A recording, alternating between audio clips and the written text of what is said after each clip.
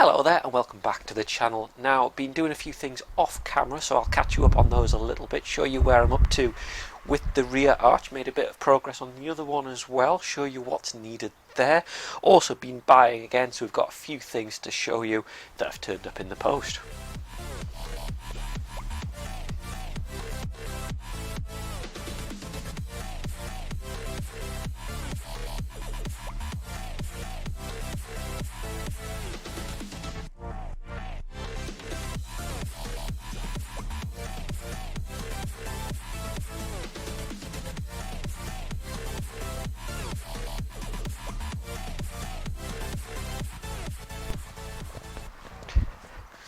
So I think the first thing is what's been turning up in the post this week. Well, the first thing we've got is a rather big tub of Tetraseal underbody sealant. Now the idea is this, you paint it on and that is to go into the rear arch that is now all welded up and sorted. So this should protect it permanently from any sort of dust, grit, all that sort of rubbish that comes up from the roads and will kick into the rear arch. So that's going to help with that. Probably going to put some of that on the sills as well, along the runners there, and just generally on a lot of the underneath running parts. I mean, it says on it that you can put it all sorts, door sills, underwings, wheel arches, boot lids, engine bonnets, that kind of thing. So give that a go. You see, it did turn up quite battered, but it still got here, which is the main thing. And the other thing that turned up as well, because I seem to be going through a lot of this stuff, is the Isopon, which is the body filler. Now I've found this stuff to work really well. Really pleased with this. It's ended up making a really nice smooth finish to the rear arch that I've done. I've also been spraying that, so let's take you in for a closer look. I'll show you where I've got to. On the last time I was working on the rear arch, I think I told you that I got some colour match paint. You can see it's Volvo colour code 319, and I wasn't sure about the colour because I've sprayed this in it and actually that's now calmed down. So what it seems to be is when you first spray it, it's silvery. As it calms down, it tends to put that little bluish tint that the car's got. Now the other thing is obviously the rest of the car is very dusty at the moment. It's sat underneath here. I'm in a carport that I built a while back, so it's protected quite a lot, but we get very large amounts of dust around here, so the car is absolutely covered in dust and dirt at the moment. But for now I don't want to do anything because I don't want to get lots of water all over the place. So you can see, the further back you stand, the better the paintwork and the arch actually looks. So that's not too bad. Now when I go in closer, you can see this is my rattle can, spray can job, and it's not ideal. There's also a few bits where really a little bit of extra filler to smooth off the gap, like you can just feel that slight joint there, so that could really do with a bit more. I don't know whether the spray filler will actually solve that one. And then you can also see where the spray can hasn't quite gone right, so I think that probably needs redone, but generally that's holding up. And I've also sprayed around the arch on the inside with the Underseal and the filler, because that'll just keep it nice and clear. So that one there, not bad at all. So now let's go and take a look around on the other arch, because this is where I was getting up to have a look at for the next part. So first of all, you can see some rather poor rough repairs, so that actually needs sanding, smoothing off and solving. But what I did was I painted it just to protect it that little bit. It's the same here. Now there's a little bit of bubbling underneath. Now I think that is where I used the rust converter, and again that needs filled in. But actually this arch isn't in too bad a nick at all. It's fairly solid. I mean, if you take a screwdriver to any of the arch, it's solid, and that's the bit that we really that we want to worry about. So then we go to the inside of the arch, and unfortunately as we go further down you can see the problem. So what I've been doing is I've been stripping back the old underseal, which is tough to get rid of. Ended up using a combination of a paint stripper and then a wire brush or a wire wheel on the drill to get away this old stuff. And you can see now we've got a rather large hole to fix. So the idea is, again, let's weld a plate into here. Now it's going to be quite a difficult one to weld in, unfortunately, but we'll make it up, try and get it welded in place, and then I think that one is probably all that's going to be needed on this. I'm pleased to say.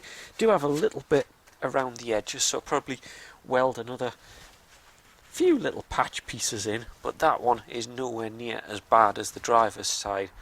Hopefully get that panel in. That's the last of our welding out the way. And that really would be good news to get the last of the welding out of the way, because the inside of the car hasn't had any attention at all. Neither has the engine or the running gear. And if you remember a while back, I did get a big box of things like lower arm for the front. We've also got the timing belt kit. That should be an interesting job to do. Never done a timing belt before on a car, so I don't know whether, because I also need to do this on my Vauxhall Zafira that's out on the driveway as well. I don't know whether to practice doing a timing belt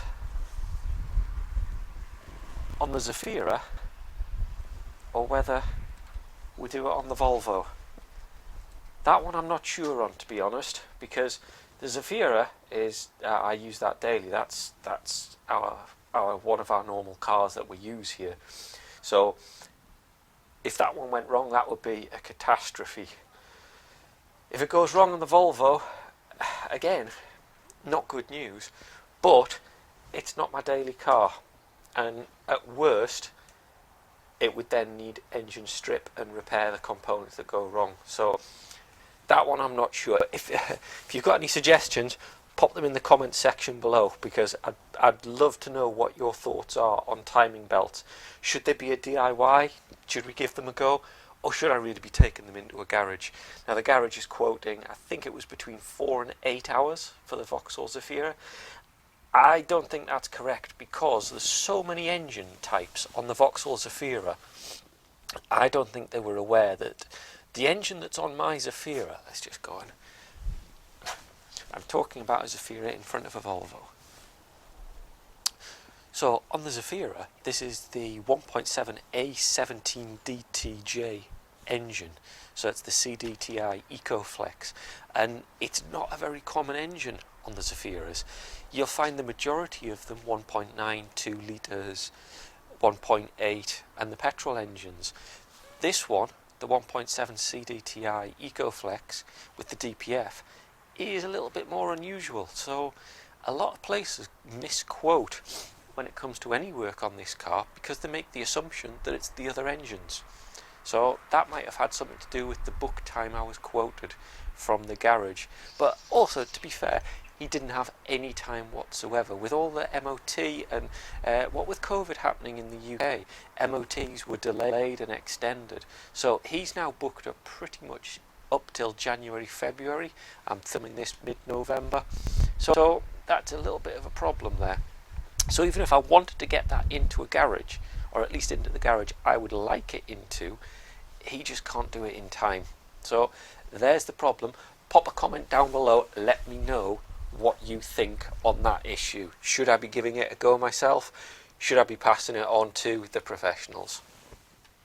I thought I'd do a little bit smoothing this off, because that's a reasonably easy job for the day. I'm using P150 grit sandpaper. So what I did was I bought a huge selection of different grits. So this goes from 80 to 100.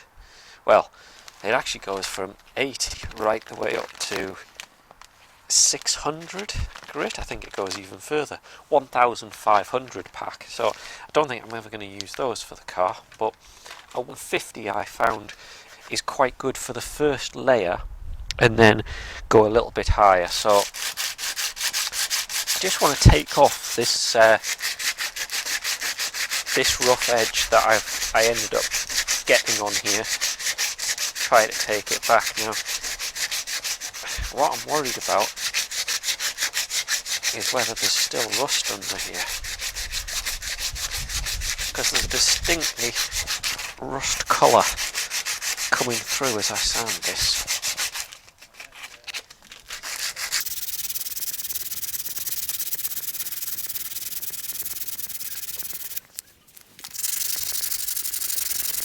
There we are now. So what I've done is I've cleaned that up, sanded it down a bit. I've also done this one a bit, and I think the best thing to do is get some filler, mix some filler, try and get it as smooth as possible, get that over, then we can sand it down again, clean it off, and hopefully that'll finish off quite nicely now. I'll show you what I've done. I've cleaned them down, got them down to bare metal, and then I've used some of the filler just to go over. You can see it's not the smoothest, but what I've found is that I can do it like that, then use the sandpaper just to finish the smoothing off, and then it should look okay. I've done the same on this one. This one was quite difficult actually because of all the little bumps and ridges on it. So again, let's just get some of that smooth off. The more you take off like this and try to leave it, the less sanding that I'll have to do afterwards.